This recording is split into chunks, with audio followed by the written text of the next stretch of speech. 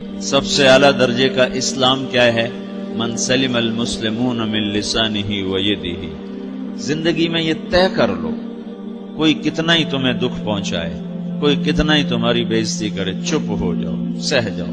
مرنے والے کی کیا عزت، کیا ذلت، میں نے تو مر کے دیکھا ہے اور مجھے یہ حدیث سمجھ میں آئی ہے بڑی اچھی طرح، موتوا قبل ان تموتوا، کہ مرنے سے پہلے مر جاؤ۔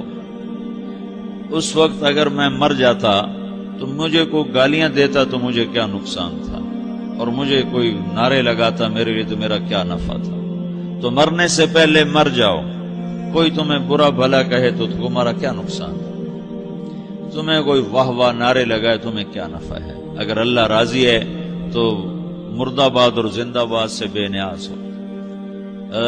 ابو ذر رضی اللہ تعالیٰ عنہ کو ایک آدمی نے گالیاں دی تو انہوں نے فرمایا، بیٹا ایک گھاٹی آگے آ رہی ہے، اس میں گر گیا تو جو کچھ کہہ رہے ہو اس سے بھی زیادہ کا حقدار ہوں، اور اگر پار ہو گیا تو تیری گالیوں سے مجھے کوئی فرق نہیں پڑتا ہے۔ من سلم المسلمون من لسانہ و یدہ موتوا قبل ان تموتوا۔ چونکہ آج کل اخلاق ہیں انتقامی، معاف کرنے والے اخلاق ہیں نہیں، انتقامی اخلاق ہیں۔ ہمارا معاشرہ انتقامی ہے، اچھا کرو گے تو ہم اچھا کریں گے، برا کرو گے تو ہم برا کریں گے، جیسا کہو گے ویسا ہم سے سنو گے۔ یہ ہمارا ماحول ہے، یہ ہمارا۔ ایک ماں کہہ رہی تھی دوسری ماں کو، میرے پترا کدی کسی نے واسطے سلام نہیں کیتا، بڑے فخر سے کہہ رہی ہے، ہمارے اپنے گاؤں کی بات، میرے پترا کدی نہیں کسی نے واسطے سلام کیتا، مائی جڑا کرے انہوں کریں دیں، جڑا نہ کرے انہوں پوچھ دے ہی کوئی نہیں۔ یہ وہ فخر سے کہہ رہی۔ جو سب سے بڑا عیب ہے وہ سب سے بڑا فخر بنا ہو۔ میرے پتروں کدی نہیں کسی نے واسطے سلام کیتا۔ جب ماں باپ نے یہ سبق دیا تو اولاد کا کیا قصور ہے؟ ہمارا معاشرہ انتقامی ہے، ایک کی 10 سنانے کا ماحول ہے، تو آپ 100 کی ایک بھی نہ سناؤ۔ احنف بن قیس رضی اللہ تعالیٰ عنہ پہ ایک آدمی نے چڑھائی کر کہنے لگا، ایک سناؤ گے نا تو 10 سنو گے میری طرف سے۔ تو احنف بن قیس کہنے لگے، بھائی تو مجھے 100 بھی سنائے گا نا تو میری طرف سے ایک بھی تو نہیں سنے گی۔ ایک آدمی ان کی بڑی بےزتی کر رہا تھا اور وہ چل رہے تھے اور وہ 100 گالیاں بک رہا ہے۔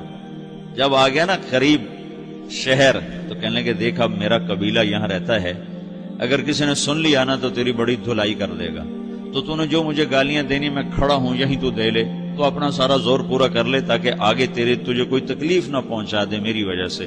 تو وہ پاؤں پہ گر کے معافی مانگنے لگا کہ واقعی تو بڑے حلم والا ہے۔ وہ مشہور تھے اپنے حلم میں، بردباری، اور لوگ ان کا امتحان لینے آیا کرتے تھے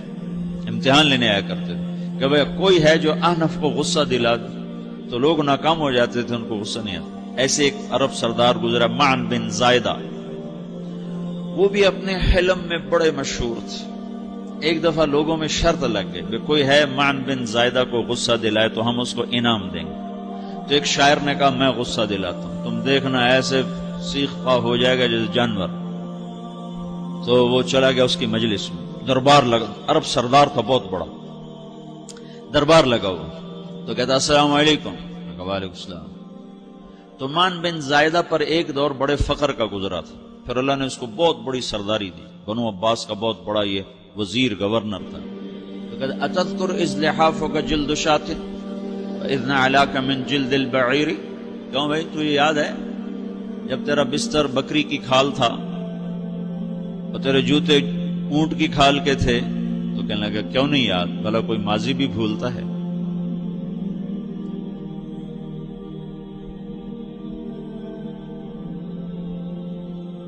تو وہ کہنے لگا، پہلا وار تو خطا گیا، کہ سبحان الذی اعطاک ملکا وعلمک الجلوس علی السریر۔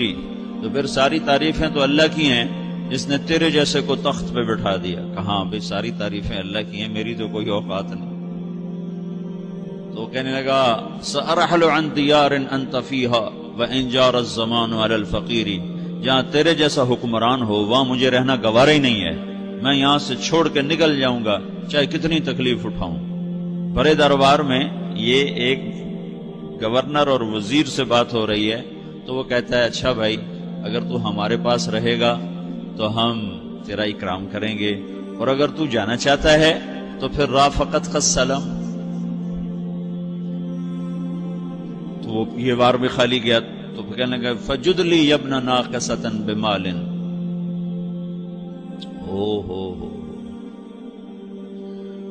او گندی ماں کے بیٹے مجھے کچھ عطا بھی کر، میں بغیر پیسے کے سفر کیسے کروں گا؟ عرب کو کسی کو بھی ماں کی گالی دے دینا اور پھر عرب سردار ہو۔ فجد لی یبن ناقصۃ بمال، بری ماں کے بیٹے مجھے کچھ پیسے بھی دے، میں نے جانا ہے۔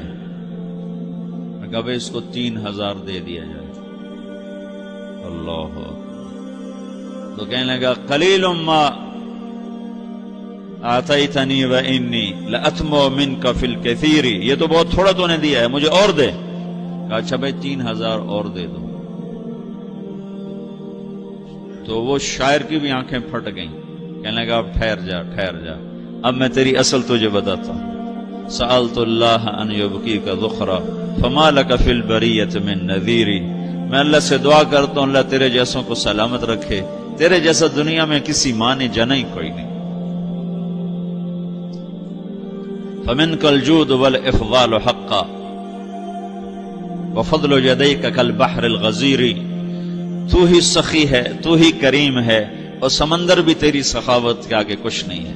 تو نے کہا اچھا بھائی تو نے ہماری برائی کی، ہم نے تمہیں 6000 دیے، اب تو نے ہماری تعریف کی، اب 10,000 اور دے دو اس کو۔ باتیں ہی رہ گئیں، باتیں ہی رہ گئیں۔ کہاں سے لائیں ایسے لوگ؟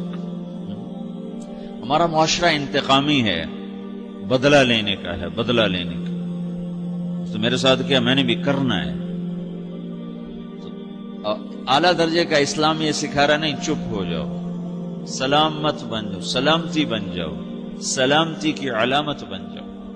من سلم المسلمون من لسانہ ویدہ۔